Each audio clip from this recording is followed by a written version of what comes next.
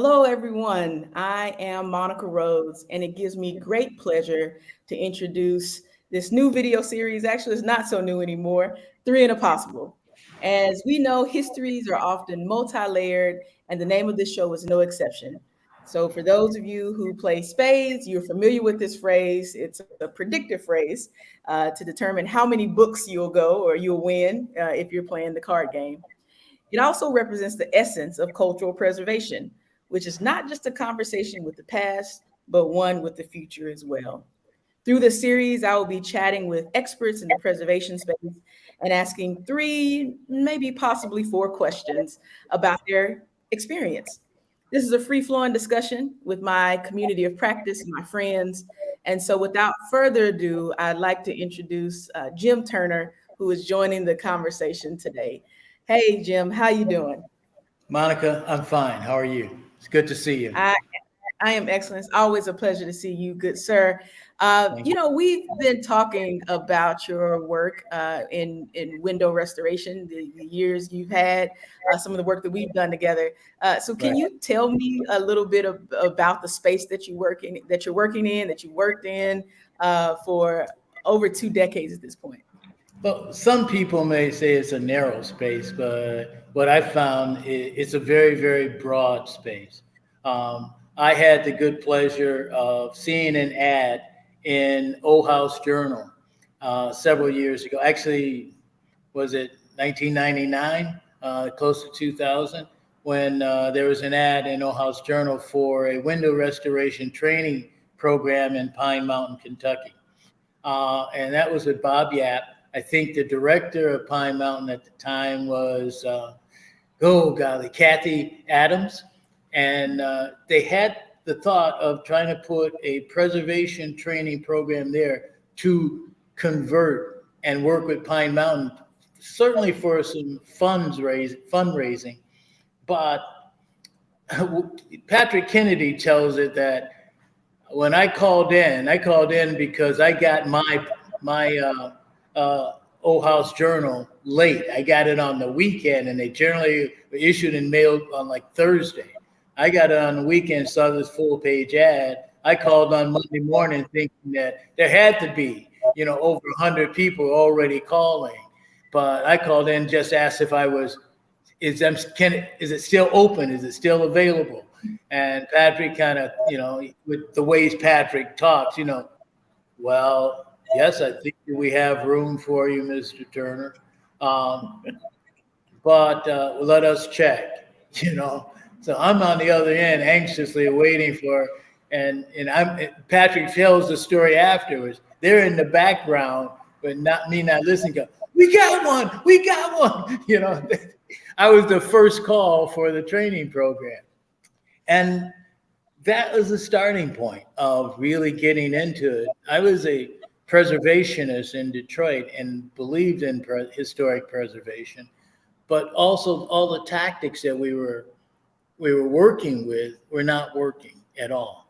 And I had a feeling that we had to get where decision makers were, and not big money decision makers, but the small commercial decision makers, and where their money was. And in most people, that's your home, that's your prized possession, and how we could help people save the property they loved.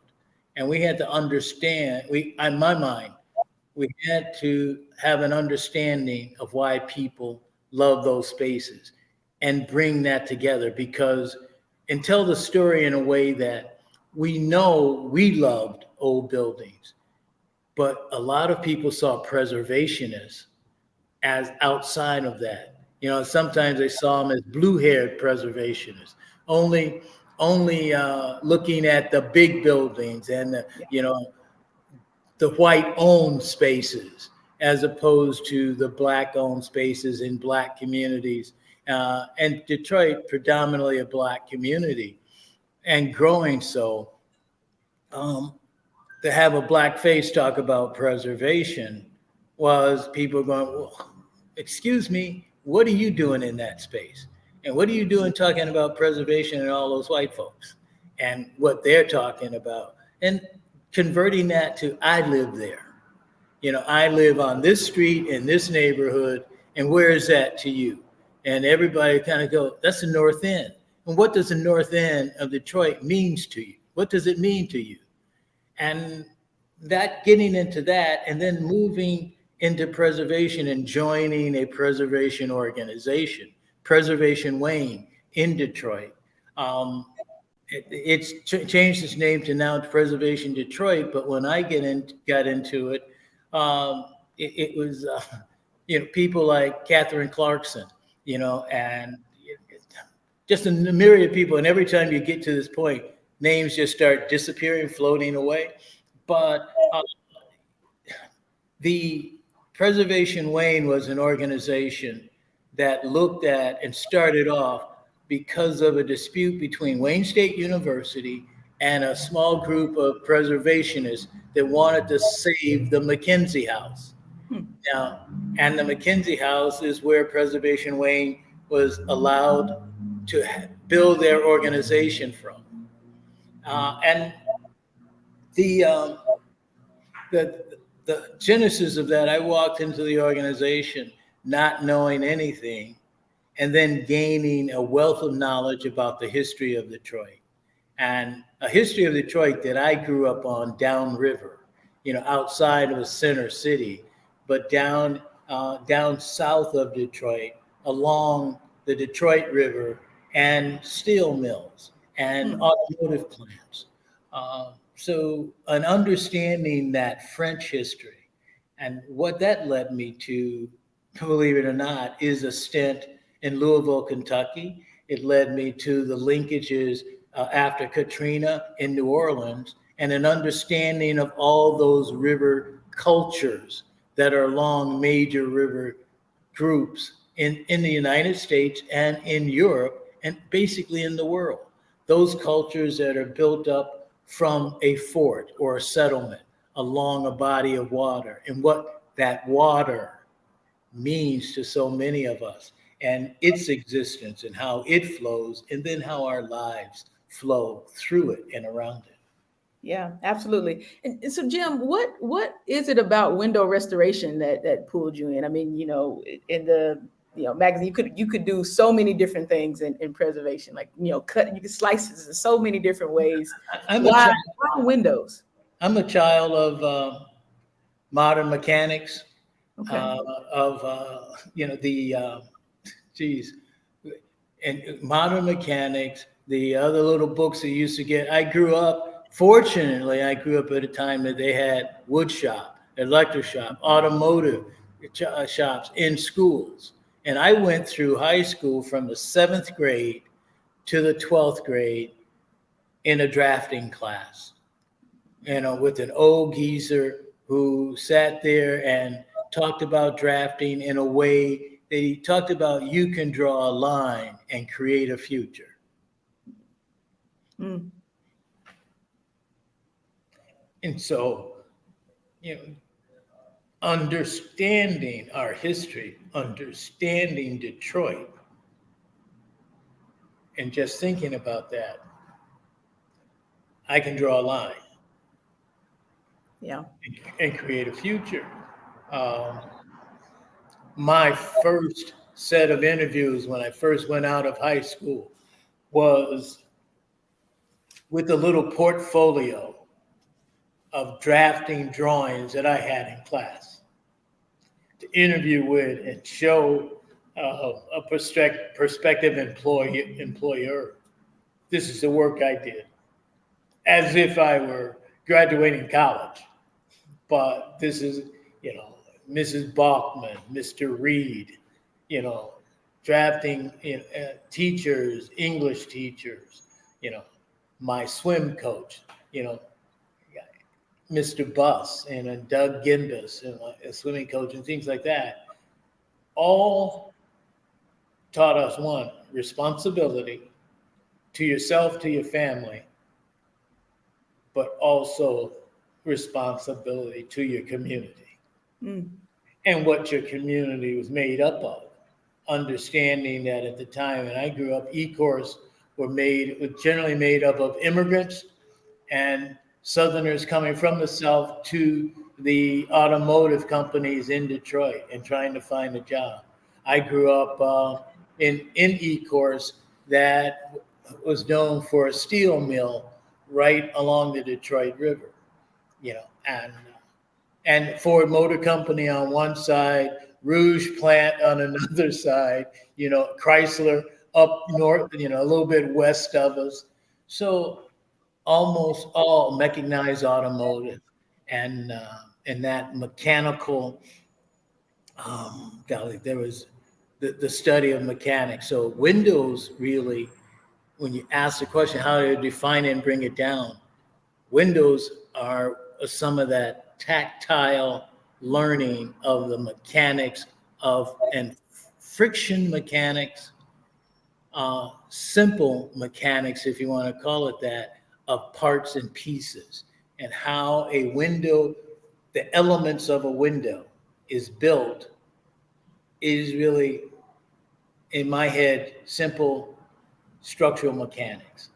And what function windows place in a building, offering the opportunity to have structure with a very, very thin, what would be a very non-intrusive opportunity to bring light into space.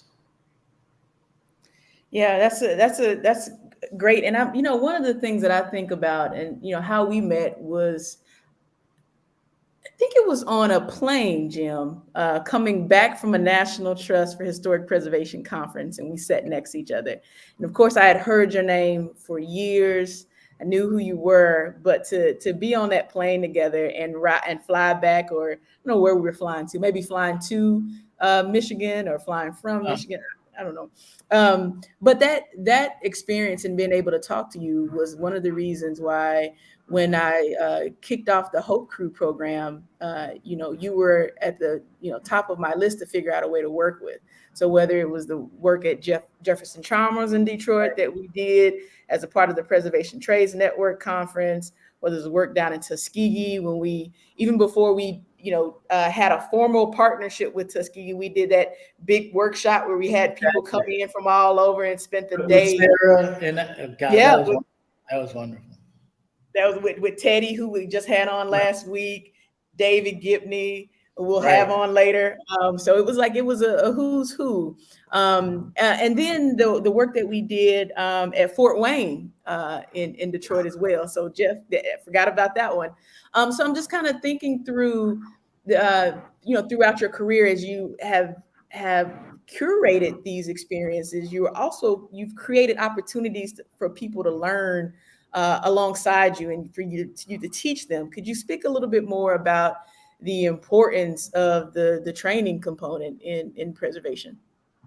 One of the things that I'm envious of is my partner down in New Albany, Indiana, Fred Amer.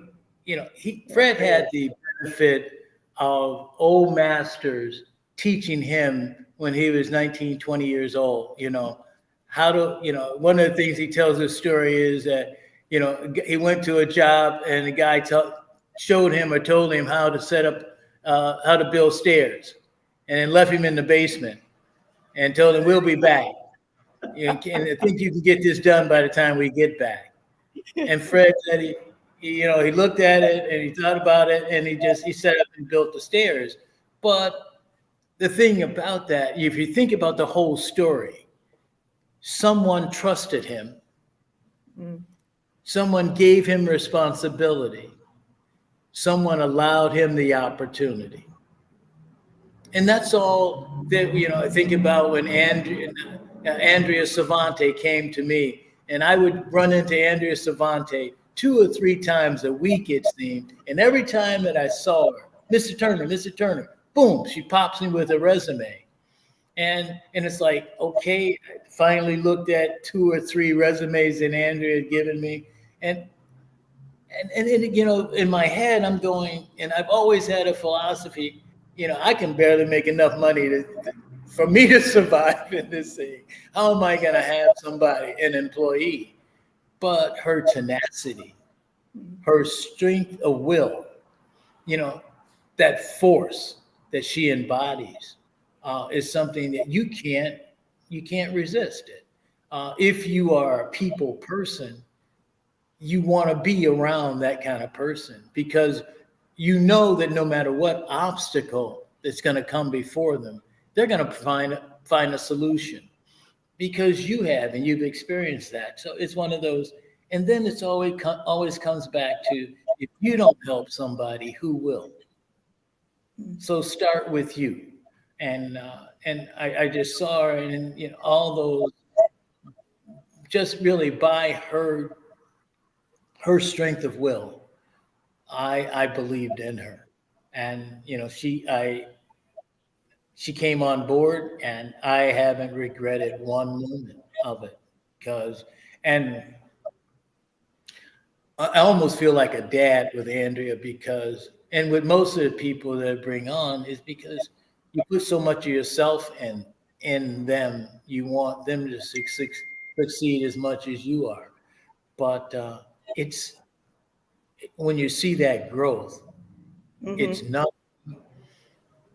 It's just so rewarding. It's nothing but treasure, being built, and that Yeah. treasure chest is there for you to call on anytime. So yeah, Yeah, it's and that's also an important thing. So, I'm thinking about the work that you've done to also build a business, yeah. and it's something that we don't talk about enough in preservation. Like it's the focus on the doing, and Yeah. not on go. How do you create the infrastructure to create a successful venture? And so, could you talk to us a little bit about how you've been able to build out your business and a solid foundation, and You asked the question. how you been able to stand on your name? You asked the question at the same time. I kind of go, "Is it successful?" But I look at one thing. I look at early on, and I thought of looking at early on is look to see what you need to live on, what you need to survive on. You got to take care of your fixed costs, and you got to be competitive in the market, understand your market and where the market is going, and be flexible enough to change with the market, um, and also stubborn enough to stick to the market. Uh, Golly, I don't know if necessarily I'm a success. I know that I say one thing, and we talked about it earlier. My mother always used to say, all these people walking around with somebody else's name on their ass. Excuse me, but everybody's proud about having somebody else's name tattooed to them. And her thing is, you're going to be tattooed.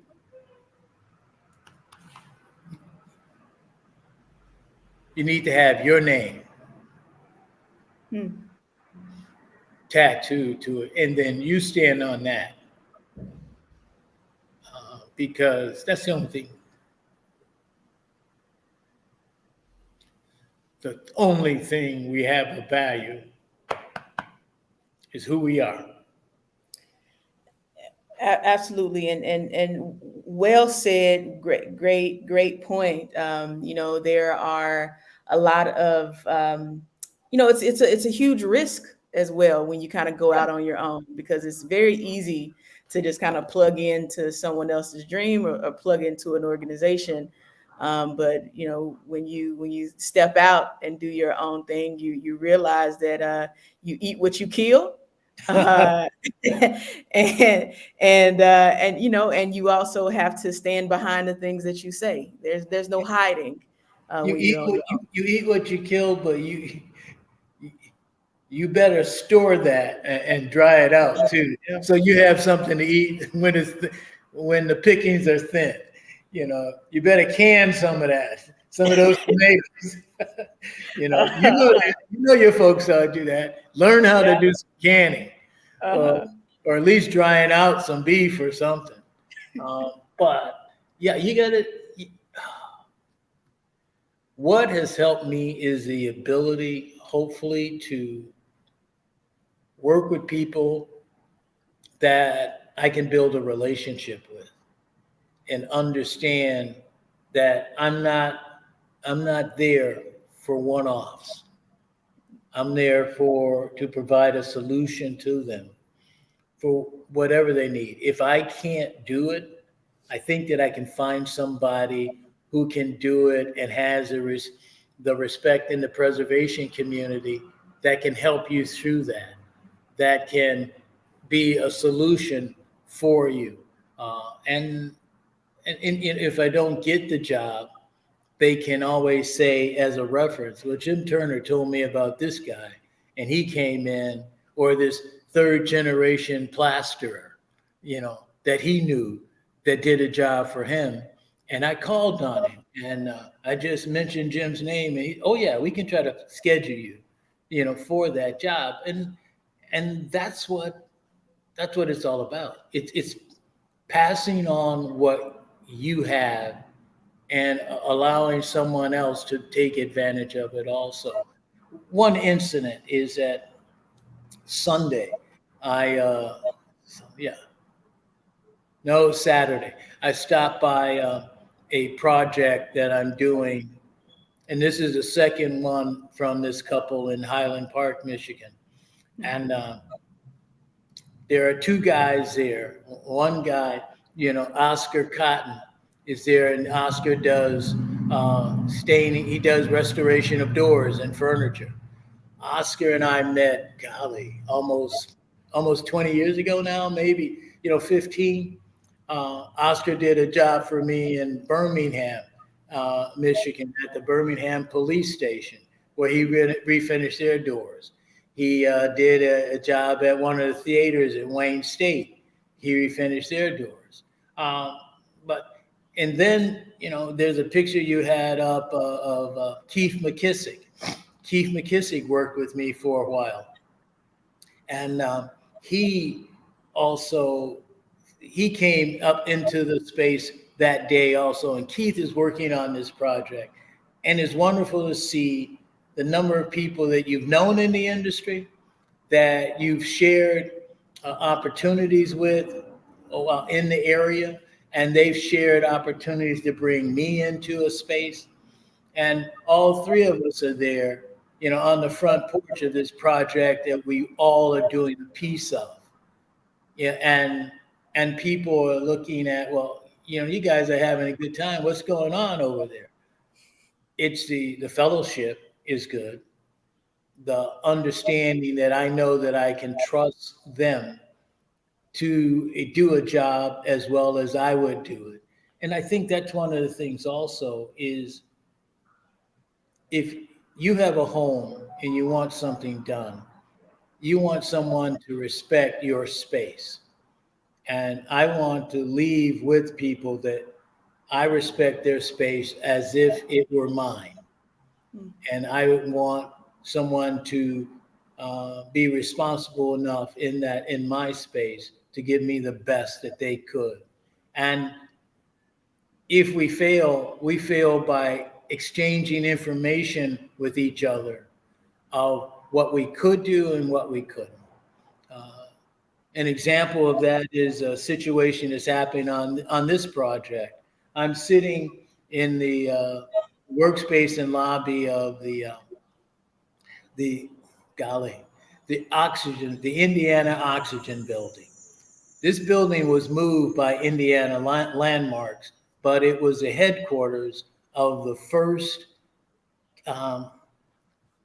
containered oxygen or gases, like gases and that oxygen, helium, and all other kinds of gases. This is a space that built the first containers for all those gases in Indiana, and became the Indiana Oxygen building.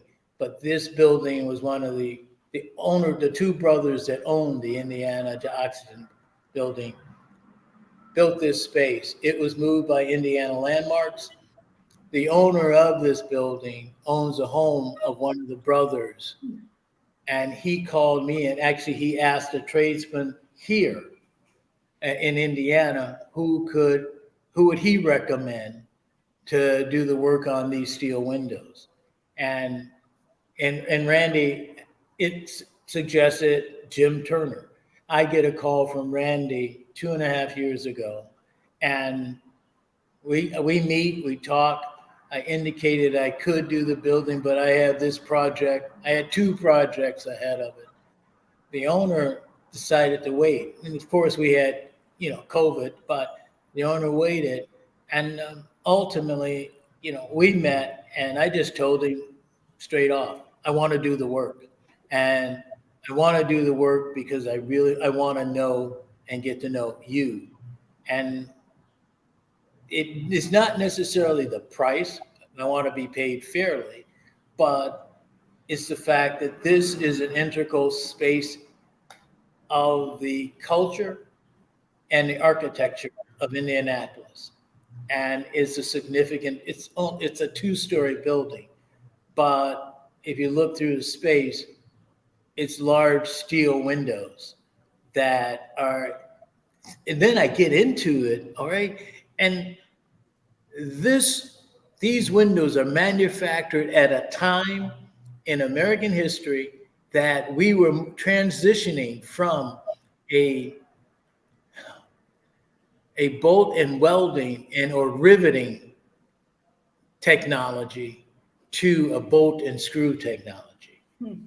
These windows are in the middle of that space. And you understand those things, it's kind of like your head just blows up, because it's like, wow, there's a whole marker here of the whole technology of manually riveting and putting these things together with bolts and rivets and stamping. There are some parts of these small 3/4 inch bolts that are held in place just by a less than a 16th of an inch crushing or stamping on the back end of it, and have been in place for over 70 years. So it's like, that space is something that we can't do anything more about but be awed at the action of it, how long the windows lasted over that time with little to no maintenance. And you kind of go, modern windows will last how long? Even if they are aluminum, how long are they going to last in the space before somebody wants to flip it? And this man wants to save every piece of it. It's amazing. Yeah, that's absolutely incredible, and I know you specialize in steel windows among so many other things, and I don't come across many steel window specialists, and so I'm curious, from your standpoint, part of of course, you training the next generation of window restoration experts, but what do you think people should be thinking about the future of this field, because we don't have a lot of people going into historic preservation trades. Certainly not a lot of folks know about steel window construction. What is the future of our past? Yeah. You can look at it both ways. You can look at it dimly and say we don't have enough people going into the trades, and that is a true statement. But we can look at it, those that are going into trades are more minorities, more women that are opening up better opportunities, that are building larger companies in the space than some of the males that were in it. Some of us males also want to do something that is out of bounds for us for the most part, or we want to own it and want to own everything about the space. And it's not necessarily about that. People don't want to share their wisdom, and they don't understand that the treasure they get by sharing, or the benefits they get by sharing, the growth that they bring to the market by sharing. I was told once that I don't want to give you my secrets because you're going to probably come and try to steal a job from me. And I said, there are too many jobs out here Yeah. Yes. that are gone wanting Uh-huh. for anybody to be worried about something being stolen. Yep. We don't have enough people in the market to make a blip on that. If we can get a job, keep a job, train on that job for someone that can do it beyond you. I've had a young lady in here while we were training, while we were working on the project that came, and really, when you think about it, worked. She came in for about a week and wanted to stay another week or two. And actually, we got her scheduled to come back near the end of July through sometime in August to spend another week or two. I'm willing to train anybody who's willing to work. A lot of people just don't understand. It's not thumb work. Yeah, it is dirty work. And you just, all you need to do is make sure you can get to a shower at night. Just scrub it off, but you feel great. And I can guarantee you will sleep good. Yeah. So you guaranteeing some good pay, some hard work, and some great sleep. Yeah. And a good meal on occasion. We do know how to cook. So we can give you a good meal also. Yeah. And so But Jim, oh, go ahead. You asked the question. Let me answer a little bit more broadly. I feel that we can do so much more when we talk about preservation and restoration in the space if we also start looking at where the needs are. I often question in my mind, with the technology out there today, why aren't we working more with how we blend modern technology with older trades? In this particular project, we've been trying to look at, and I've done it in some other spaces, how do we look at the technology of glass and to provide a better insulative space and still keep the light that we can gain by larger windows?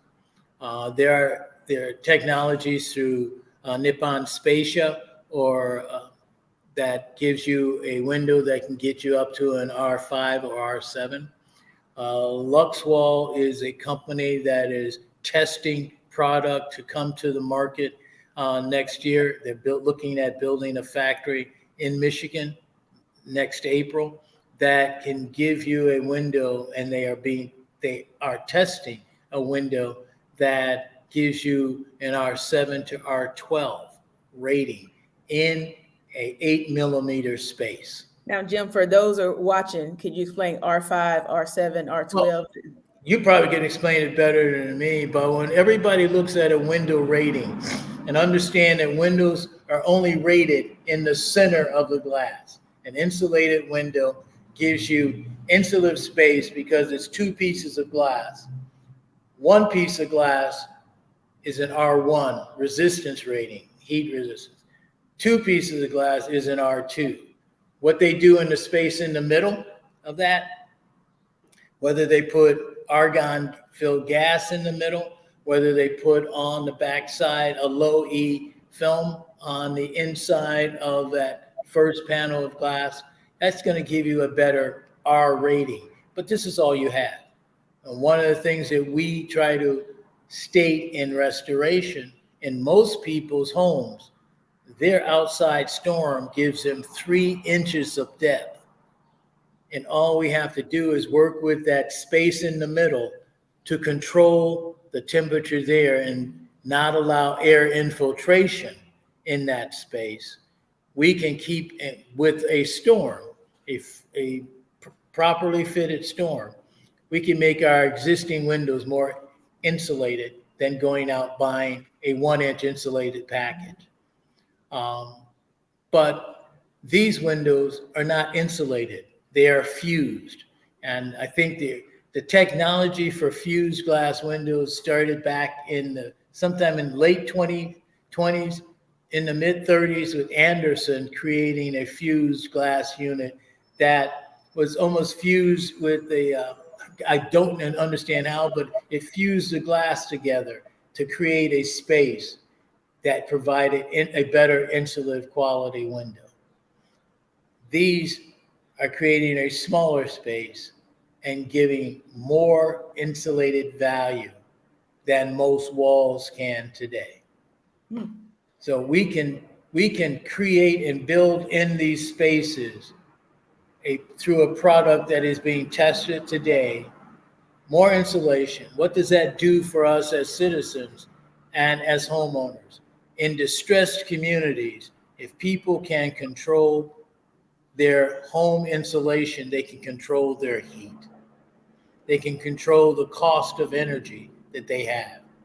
And one of the things I'd like to see is more of us in more cities looking at how we can continue to grow our communities, grow our distressed areas where people live that are lower income by considering alternative and alternatives to alternatives to fossil fuel. One of those I purport, and I don't have a lot of knowledge on it, but I'm trying to gain more knowledge on it. In Detroit particularly, we have closed off a lot of city alleys, right? My suggestion is consider geothermal as a solution to provide heating and cooling in distressed communities and reducing the cost of energy for those that are on fixed incomes. What that, in my head, what that brings is in a municipal arena, that brings over certainly a high cost to implement, but it brings continuous service that can be maintained and provided to citizens in your community and to new people coming into a community that understand that natural sources of energy are more sustainable than fossil fuels. So my headset says, yes, we are talking about historic preservation, but we are also talking about climate preservation, energy preservation. We are talking about a mass of ensuring that we, as citizens of communities that are underserved, that may be distressed, a method and way that we can create avenues for livable communities, sustainable communities through the technologies that we gain in understanding our old and our new communities throughout. Well said. And I would just also underscore the job opportunities in this space are absolutely incredible. It's a wide open field. So in addition to your great points on sustainability, it's just this huge need and for people to come into the field. About training opportunities. So what's going on in the next few months if people want to learn about window restoration techniques, the field, have an experience that you had in the late 90s of being ushered into this space just because someone picked up the phone and said we got one. So let me just add to that. Yeah. I'll answer your question and add to it. On September, and forgive me for the dates, but first week of September 8th through 13th, there is the 25th anniversary of PTN and the National Park Service in Frederick, Maryland, at the Frederick Training Center. And that's an opportunity for the public to come in and understand who PTN is, who Preservation Trades Network are, those people and businesses that are part of that. But it's all at Frederick's Training Center that is now at the Hargett Farms in Frederick, Maryland. And the training center is expanding, and that's one wonderful thing. Another benefit is that the head of that training center, Moz Wrigley, has been in the space and growing in historic preservation from the day he started working with David Gibney to the time now he is a superintendent of a major training center that's working throughout the country. People want to learn about preservation, they can go take those classes at the training center. There are two, Frederick, Maryland, and Natchitoches, Louisiana. And I know both of the people that are in both those areas. Andy Farrell, I believe, is down in Natchitoches still. And all the people that have come through that. In fact, God, I talked to John. Now I can't. Church. I think is it John Church? Jason Church, who is down in Mississippi helping with the Medgar Evans home down there. And I'm hoping that at some point I can get down to work with them on their steel windows. And then Natalie Henshaw is over on the East Coast, and there's a camp there that she wants to get to and have as a center also to do some steel window work there. So in a way, I'm opening myself up and hopefully narrowing the scope of that openness by those. The other is October 1st is the Window Preservation Standards Collaborative, and that's in Pine Mountain, Kentucky. And that's one of the most, honestly, it's so idyllic. It's almost like driving into Shangri-La and that valley opening up to you and the beauty of the valley. Pine Mountain is one of the mountains in Kentucky that is saving all of the timber on that mountain. It has not been topped because of coal and coal mining at all. So they have an organization that looks to save as much or as all take the land and land under covenant so that they can keep it from being, the trees been cut off and coal mining going into that settlement. Again, the first place that I've ever trained with in preservation, and I love the space. And anybody that drives into that space is just, the first time I did, it's like all your phone system just goes bloop. You have no cell phone, you have no contact with the outside world, but it allows you to focus on the work at hand in that space.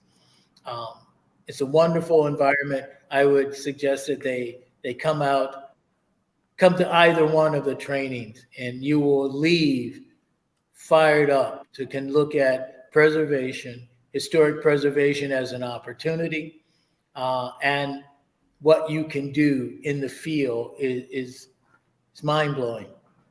Yeah. So those are things right now. The National Trust has a conference, I think, in November in DC. So you can find something to do in preservation anywhere in the country. Yeah. And they're going to be old geezers like myself and others that are just as lively that can help you through that. Going to, I said that I would answer the question and then add to it. If we are really looking at what happens in the future, I think that we have to look at what's happened already in the past and what we can do today to save and grow our communities. Growing spaces is akin to looking at the opportunities that we offer as individuals. I started out, moved into a community and sought out preservation and how I can save, actually I sought out an opportunity to find some way that I can get a grant to fix the house that I had 2 holes in the ceiling, one ceiling in my foyer and the other in my living room. So where can I get some help in doing that? And from that, I found an organization in Preservation Wayne, and the people that were there at the time, and learn from them. I look at the people that I've known through the Partners for Sacred Places, Yeah. and that group, through the statewide preservation organization, all the people there, through the National Trust, through, again, PTN. It, I think about, um,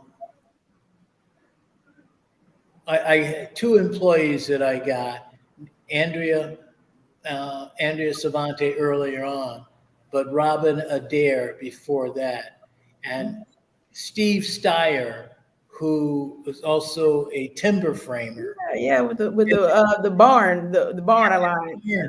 Yeah, yeah. I know Steve through the barns. I met Randy, not Randy. He's in Ohio. The timber framer who's been all the way to Thailand and everything with his wife. Why does my head fail me at this point? And as soon as we're off, it's going to pop in my head. But all these people I met, and it just years go by, and then you kind of see them again. Steve is up in Empire, still doing barn stuff, still trying to find ways to save the beautiful barns of the rural spaces that we have in Michigan, Ohio, and Indiana. But Steve and I worked in Grand Rapids and in Jackson, Michigan, doing training programs years ago with the Michigan Historic Preservation Network. And there are still people that remember us from that. And I just, Nancy Finegood, who is the director of the Michigan Historic Preservation Network, gave me the number of a woman in Grand Rapids at a church that she has single-handedly restored and restoring the windows on. That it's just phenomenal. Yeah. One individual can't do it all, but we as an army of preservationists, we can tackle any issue and any problems. Beauty, when I came into the National Trust as an advisor, was the same time that Peter Brink and came in and had the presentation about what was going on with Katrina. And that just sucks you in and what you can do in helping a community. There's so many of us out there and so many new people with the same passion, the same energy that can help lift this tide of preservation. I talked to Absolutely, Jim. I would say well said, and there's some themes that have emerged in our interview, which is like there's this ecosystem that if you reach out and want to connect with someone, it's fairly easy to do. And the other piece is, we both have shared the importance of community, and that has been a theme throughout this discussion. Like it's not about these preservation, is not about these monumental buildings, excuse me, right. Not just about those things. Equally as important are those vernacular buildings where your aunt lives or your uncle or grandmother, the buildings that you walk by that people wouldn't think are worthy of preservation, are important and are necessary as we are thinking about neighborhood preservation and not just one building. Exactly. Preserving a community and not just one place. And then the thing that I'll close out on, as you were talking, it drew me back to where we started from your shop teacher. Like if you can draw a line, you can draw your future. And Jim, you have certainly taken that advice to heart. You have created an amazing career. I can go anywhere in the country and people know who you are and the work that you've done, which speaks for itself. So it has been a true honor to be able to reconnect with you, although we're in different places. But when I am back, I look forward to catching up with you in person and stopping by one of your projects to see what's going on. Thank you, Monica. I appreciate it. Thank you, Jim. I am proud to follow you wherever you are. So I appreciate that. And so for y'all that are still with us, next week, we will be joined by Joseph King, who is with ECROM. And so we'll get to talk about some international preservation issues. So make sure that you tune in at 11 o'clock on Tuesday. So with that being said, y'all have a great day and see you next week.